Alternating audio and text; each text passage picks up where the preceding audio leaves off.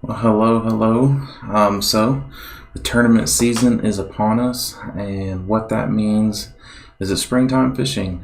This is going to be the first tournament of the year.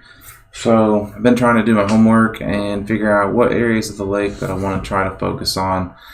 And typically, in the spring, I try to focus on creek channels. What happens is that water starts warming up and you get those springtime rains, and those fish, they start migrating to the back of the pockets getting ready to spawn. For me, it's hard for me to not get out there and throw a crankbait and do what I just truly enjoy doing. So what we're going to do is I'm going to kind of walk you through some of my baits and some of the areas and things that I look for when I'm springtime fishing. So let's dive on in here. So what I got here is I got the lake map. This is Navionics web app for Beaver Lake, and it just kind of gives you a good outline of where these creek channel swings are, and you can kind of identify where some of these areas that fish may move and start spawning. And usually what you want to look for is you want to look for bottom composition, placement on the creek channel, so to say, that could be protected from north winds, things like that, and just the most stable water. If there's structure, so if you have like laydowns, you have things like that in the water, that all helps. So kind of from a pre-homework standpoint, what you can do is you can get out here, you can pull up your map. So like here's Montagnais, so you can pull up these major creek arms: Blackburn Creek, you got the Prairie Creek arms, you got Ventress and Coos and all of that up here, the Rambo Creek arms. So any of these areas on the lake, you know, are going to be major players when it comes to spawn. So what you can do is, let's say Rambo here, you can come in and you can start finding these pockets that are within the creek channel that could be protected from north winds and that have deep water access, or anything that would hold fish in those winter areas that you know they're going to migrate and move towards the back. So looking at your map, you can see that it says there's flooded timber up in here. You got docks. So a lot of times what happens is these fish will move in and they'll spawn around the docks. Have you ever seen, like on FLW or Bassmasters, where those guys will go and they'll be flipping the docks in the backs of the creeks? And it's because those fish, they get up and they spawn around that, because usually they're kind of protected. The wind and stuff is not as bad around them docks. You kind of have something that breaks that wind barrier, and it's just a safe place for those fish to get up there and spawn. And they do it in a lot of other areas too, but it is just a place that does happen to hold fish as well during the spawn. So, and when you're in this, like where we're at right now, where you're in this early spring transition, you're not necessarily looking for spawning fish, so to say, as you're just looking for the places that those fish are moving. So like for this tournament, this is kind of a special one to me, because it's last year I won the Elite Series on this exact weekend. So not to say that I'm going to do it again. I would love to do it again, but I would like to get out and hopefully have a decent finish, being that it's kind of my favorite time of the year to fish. So, and what I'm getting at is the spawn is going to be within a few weeks. So that water temperature right now on Beaver is like 55 degrees for the most part. It's fluctuating, say between 52 and 58, depending on where you're at in the lake. And all that has to do with if you're on main lake or if you're in the back of the pockets. The back of the pockets are heating up the fastest, but they'll also cool the fastest if you get a major cold front. So you have to be flexible in where you're fishing, so that those fish, if they pull in or out, you know where they're going. So let's just say this is the area we're fishing. So you see that there's a major creek arm, right? So you have this Rambo Creek arm, but there's also fairly big creeks coming off of it.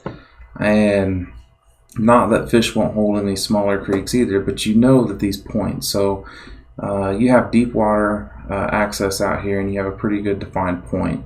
So you know that in the wintertime, those fish are going to use these points and these transition areas to pull in and out of. So let's say today is 73 and the water's warm. You see that warming trend. What will likely happen is you have these secondary points moving in those fish would migrate. They might hold on some of these secondary points, but they're working their way towards the back of the creek because it's warming up the most. But let's say on the flip side of that, you have a major cold front come in. Well, what's going to happen is those fish are going to pull from the backs, and they're going to come back out to these secondary points, working their way back out to deeper water just because it's more stable. And that's what you want to do. So you want to try to give yourself the most advantage you can by knowing where the fish are coming from and where they're going. And be flexible in how you're fishing. Always adapt to the day, not try to adapt to what you want to do. So, but it helps when you get in here and you're able to look at something like Navionics and identify where some of these pockets are, and you can see sometimes some structure or major points and things here in the water column that you might not have known had you not been able to get on here and look. So this is what I try to do. I got a tournament coming up, like I said, this weekend, so I try to just do some map study. I identify areas that I like to fish and some of the key components of those areas that might stand out that maybe I might not see when I'm out on the water, so that it gives me things that I can check up on. But also just to try to get an overall map study of what the lake layout is, and just help get a good understanding.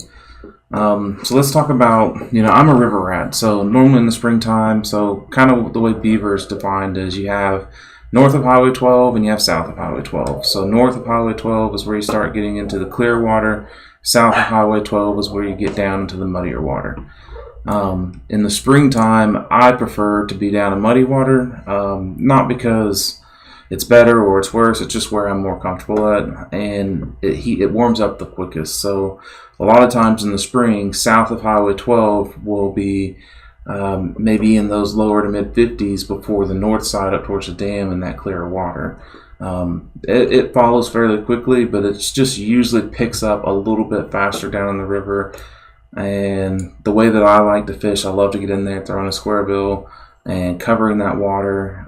So it kind of plays into more what I like to do a little bit faster. So let's say I'm in here and I'm fishing Blackburn Creek here. This area has a lot of rock, and what I like about it is there's these little pockets, and fish can move into these little pockets and spawn.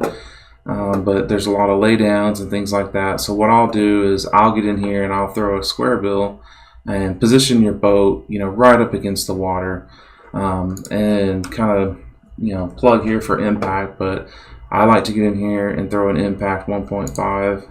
I like to throw it in this red and orange color for, springtime, early springtime. Red is always a good color. So I like to get in there and I'll throw this. This is my signature series, whatever you want to call it. It's just the color that I like the most. So I get in there and I throw this. It's a great bait early spring, and it produces really well for me. So, there's a lot of crawl colors. You can pick anything that you want. Everybody's going to have a more signature color that they're more comfortable with, and that's fine. So throw whatever that's best for you. But this is what I do. I get in here, I throw this square bill. Like I said, I work these banks, putting your boat right up against the bank and try to key in on things that stand out. So like, I try to vary my retrieve, right? So you can cast down the bank, you can work your bait, but if you're just sitting there casting it straight and you're not making bottom contact, you're probably not going to get as many bites. So that particular bait runs about 3 to 5 foot deep, depending on what pound line you're throwing it on. So I try to keep my boat position right in line with where I can keep that bait making constant contact with the bottom. And what I usually try to do is, you ever hear pros where they'll say you have high percentage areas and low percentage areas. Not that you can't get a bite anywhere within a bank, because sometimes you don't see what's on the bottom. But when you're in a shallow situation and you're fishing, if you see a lay down, running from the bank down into the water column, that's going to be probably a higher percentage area than just a straight bank that has nothing on it. So be sure to, when you see those areas, those higher percentage areas, work them over a little bit more. I won't spend as much time fishing the rest of the bank as I will when I get into a situation or a particular area that has some laydown or some cover in the water. And I may not just use one tactic. So if I throw a crankbait all the way down the bank and I didn't get a bite, but then I throw a crankbait around that laydown that's in the water, I'm not just going to assume that if I don't get bit on the first or second cast that there's nothing there. Sometimes the fish may just not be responding to that type of bait. So I will oftentimes throw a jig or a little crawl or something around to try to work it, just to give them a different presentation, and sometimes that puts a couple more fish in the boat. So don't be afraid that when you see something that stands out on a bank that's different from the rest of the bank, work it over just a little bit slower and see if that different presentation helps put a couple more bites, a couple more fish in the boat for you. But yeah, so that's kind of what I'm doing. Just wanted to give a little update. We got the tournament footage that I'm going to try to record this weekend.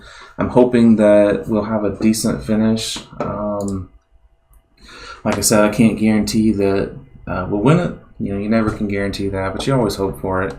And that's what I'm going to try to do, is just go out, have fun. I mean, that's what it's all about, is getting out on the water, enjoying your time, having fun, and just spending time in the outdoors, and that's what I enjoy. It's kind of what sets me free is, I work all week and then I get out and I get to go fishing and I spend a little bit of time outside, and that really just is humbling for me. So I'm going to get out there, give it a go, do my best, and hopefully have a decent finish. And I'm going to try to record it all the best I can, put a little tournament video together for you guys. So it should be coming up soon. Thanks, and stay tuned.